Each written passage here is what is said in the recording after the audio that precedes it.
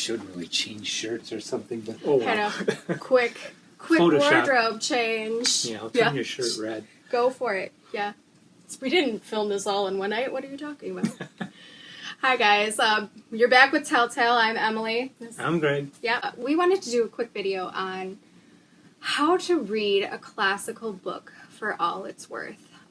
This is kind of a bit more of an educational video because what we want to do is make sure that when you're reading literature, one, you're having fun with it, two, you kind of understand the background and context of what is going on in particular pieces of literature, and also kind of give you more or less a backstory of the author as well, making sure that people know where the author's coming from, what kind of belief systems they have, things like that. So basically, this video is just going to be outlining different ways that you can read a book for all it's worth and get more information out of it. I don't know about you, Greg, but I really love learning. I'm kind of a super nerd that way. I'm the same. Yeah, like when it comes to literature and things like that, I really enjoy knowing a little bit about the author, a little bit about the timeline, a little bit about, you know, where these ideas come from and things. And there's a lot of really rich history that can go into the making of a book or the making of an author even. So the first thing I want to talk about is the importance of considering the era that a book was written in. Yes, very important. It's very important because a lot of the time, like, let's say you're reading Les Mis is a good classical reference. If you didn't know the French Revolution was even happening, you would be really lost as to what's going on in that storyline. Why is there so much war and civil unrest happening in this, you know, little French town, and why are these people so angry at each other? So if you don't have context, let's say for that kind of story, you're just sitting there confused as to why everybody's so mad at each other, and you don't understand the conflict fully. Yeah, well, and you also have to take the context into consideration when choosing what you want to read. If you're someone who's easily offended, there's a lot of books that were written, say, before 1960, where back then people weren't so sensitive about race issues, sex issues, stuff like that, and they made a lot of inappropriate comments. Writers would make those inappropriate comments in their books through their characters. Sometimes it wasn't the writer that really felt that way. They were just writing about a character that was that way, but not always. Sometimes the writers were racist or sexist, or currently I'm reading The Insidious Dr. Fu Manchu, which is probably very famous for being extremely insensitive to Asian people. And the Chinese government at the time it came out tried to censor this book because of how poorly it represented Asian people. You have to decide, do you really want to read a book that is going to be offensive in passages? There's another book I'm reading where the way women are portrayed is not the best. You know, when you're talking about things back then, people took that kind of stuff for granted and they put it into the books. It's a product of its time, and they don't have our perspective to use when they're writing. So you have to, when you're reading that, if you're really sensitive to it, don't read it. If you can still get enjoyment out of these books if you just take it with a grain of salt and kind of overlook it and get out of the novels the good things about the novels that are there. Another good author that I can think of who has some really interesting social views is Mark Twain.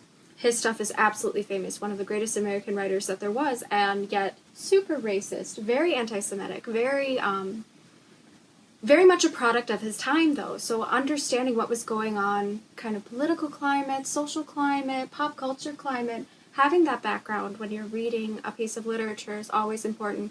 Even when you're getting into the earlier decades, like you were talking about 50s, 60s, 70s, 80s, there was a lot of rich history going on during those periods of time, too. And while those aren't necessarily the classics we consider when we think of classic literature, there are a lot of really great pieces of literature that come out of those eras, but they have their own different set of issues, just like we have our own different set of issues now. So just having that background really helps, I think, enforce. One, it just gives you great history. Two, it helps you understand the dynamics in relationships. It helps you understand the dynamics of the characters, how they developed, how they were raised, things like that. So it's just really great to have that background when you're considering how to read a classic book for all it's worth. The importance of the life of the author and where the author is coming from. So if you ever read a piece of literature and you're kind of like, sometimes it starts, I kind of do the opposite thing, where sometimes I start reading a piece of literature and then I'm like, where does this author get this idea from? Or what happened in their life to give them this perception? Or, what inspired this piece of work or this section of this work? Or anything like that. And so sometimes I do it the opposite way, where I don't read about the author first.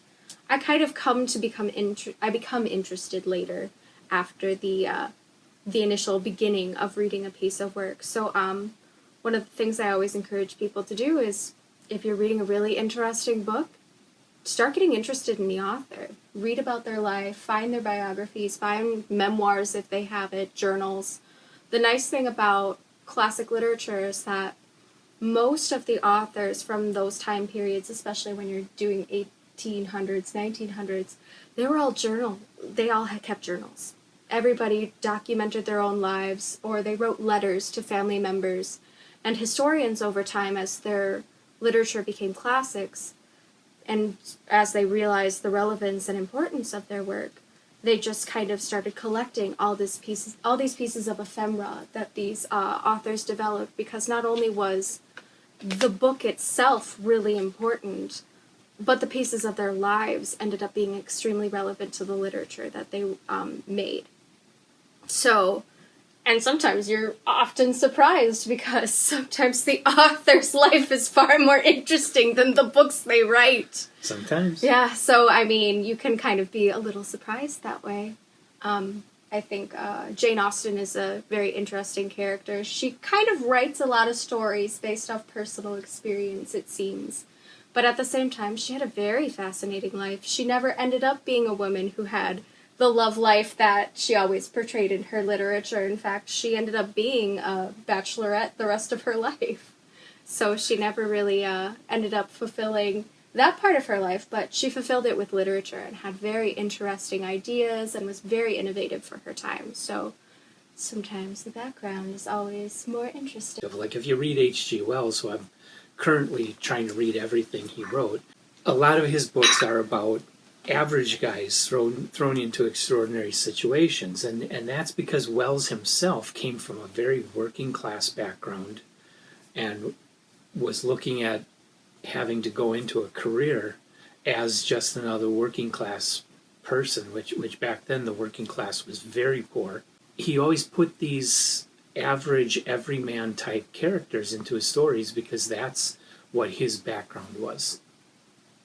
Yeah, and I think it's important too to realize that it also makes the author just more real.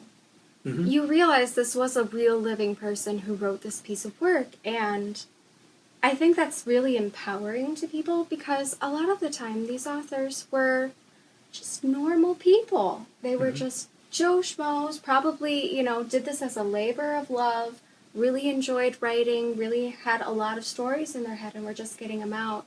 So I find it also very inspiring to hear what authors grew up as, and kind of knowing that, hey, that's a really relatable person, even if their fantasies and stuff are really crazy, wild ideas. It came from a very normal, average seeming person who had a very normal life, who lived the same reality we did, kind of thing. So it's... We're sometimes not so normal. Yeah, sometimes not so much. H.P. Lovecraft wrote really weird stories because he lived kind of a really weird life. Yeah, but it's nice to know at least where that person's coming from. Get the context of their life. Get, where their inspiration came from.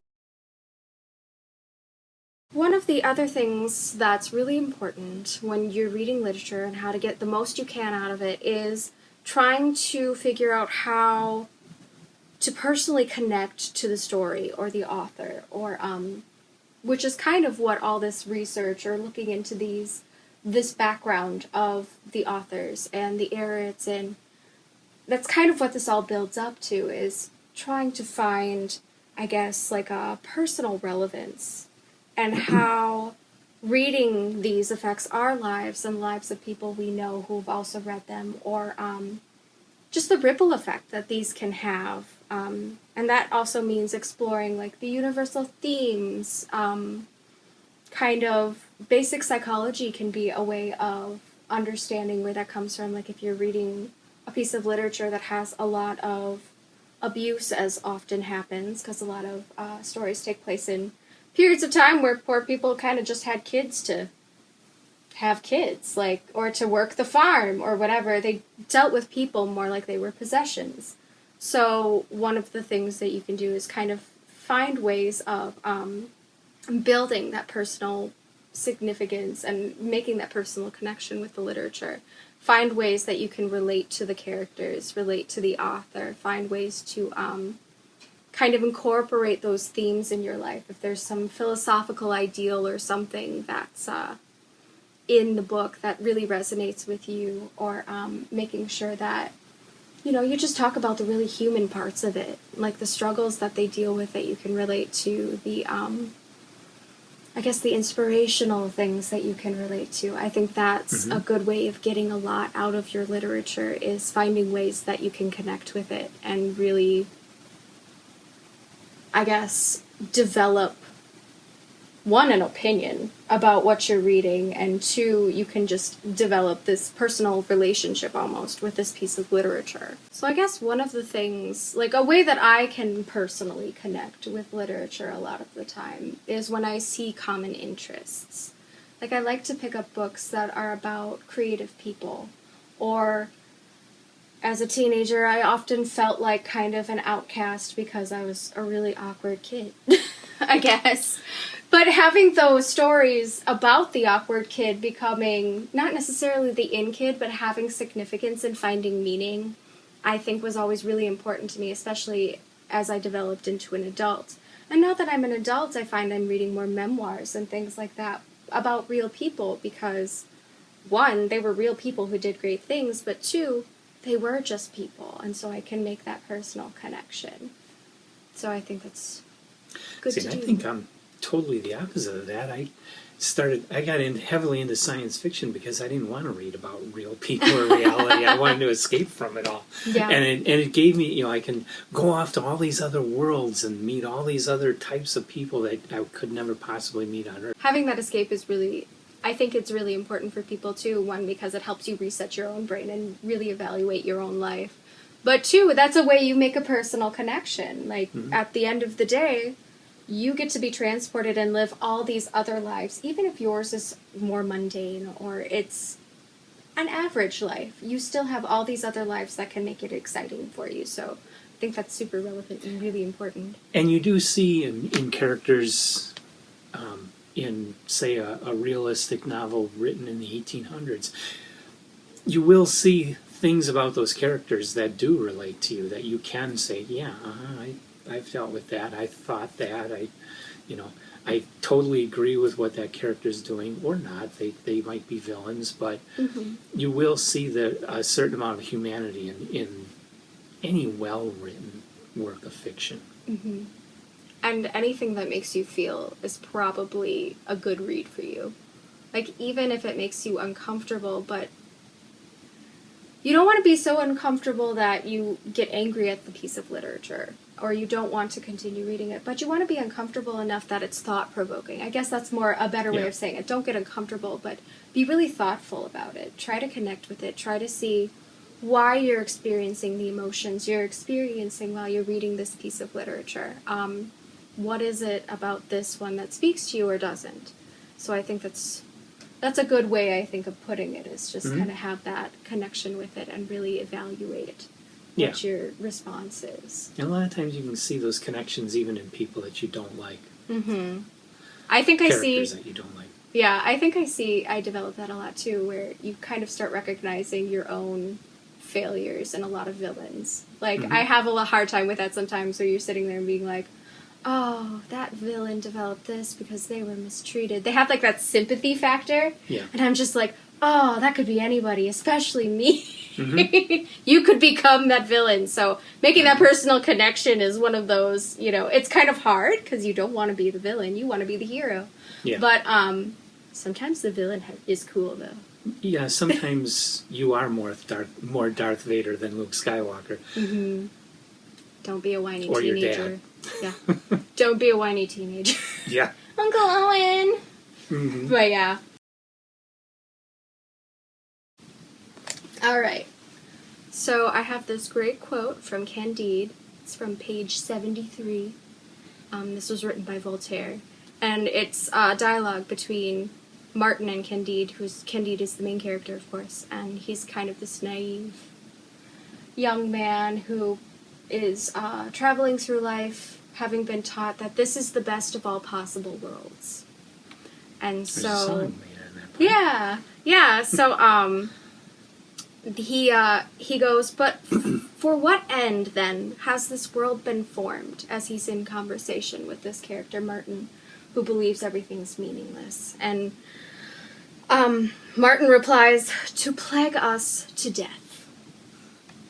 I love that quote for some reason. It's just really, like, you could just definitely see the ideals of both characters and even see the personal inner conflict I think all humans have is finding meaning and then sometimes feeling like, well, that was just stupid. Like, why do stupid things happen? Well, because it's to plague us to death. So, I really like that one. Well, mine is from H.G. Wells, from a book I just finished reading, When the Sleeper Wakes, which we're going to do a video review on coming up, but we're not there yet. We just started these videos. Anyway, H.G. Wells was very philosophical in all of his work, and he always had some kind of philosophical point he was trying to make in his novels. And so he is just loaded with great quotes.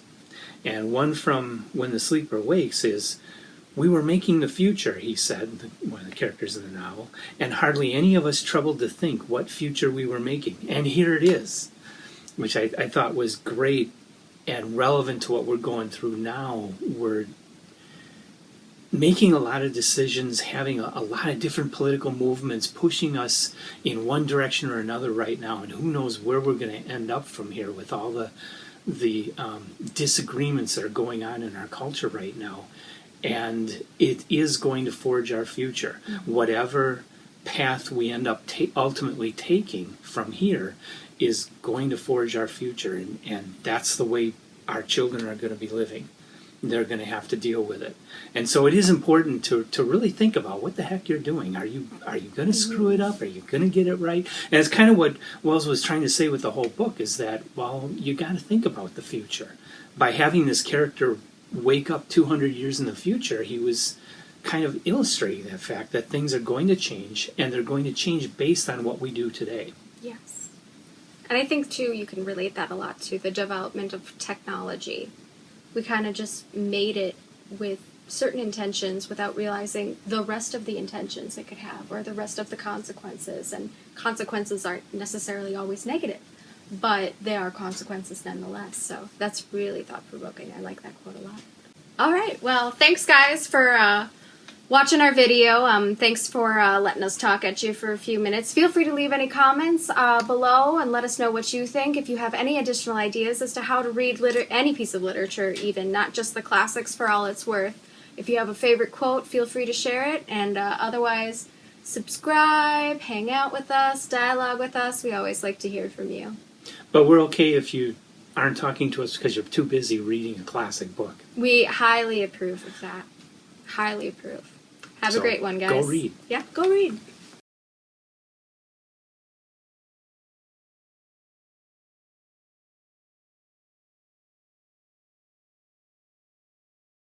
I didn't think of a quote. Oh, I got some, but it's on that iPad. Oh, I wonder if I no. can get to it with my iPhone. I don't know. Yeah.